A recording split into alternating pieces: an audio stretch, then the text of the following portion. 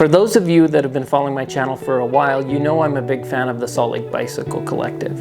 It's a non-profit shop that provides education about fixing bikes, it provides bikes at low cost, and it also gives bikes to members of the community in need.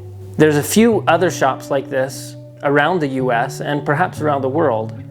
And a friend of mine, Rusty Earl, who runs a YouTube channel called Cool Bike Projects, I'll put his channel in the description below. He used to live out in Topeka, Kansas, and worked with a shop called the Topeka Community Cycle Project.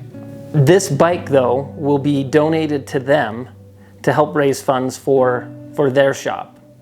So if you're interested in helping support a good cause, I'll put a link for their website and their Facebook page in the description below, where you can help donate either monetarily or with bikes if you live in their area, and to help support that new and growing community bike project.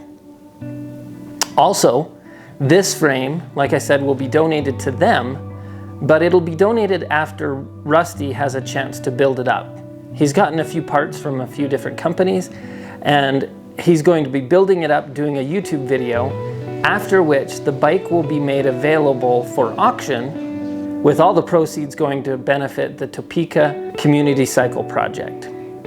So, as always, don't forget to like and subscribe.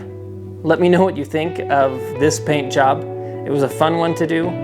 The vinyl, to be honest, the vinyl wasn't the easiest part, but I am quite happy with the result, and when my kids tell me that it looks awesome, I know I'm on the right track. So, as always, look for opportunities to give those old things new life, and I will see you on the next video. Ciao.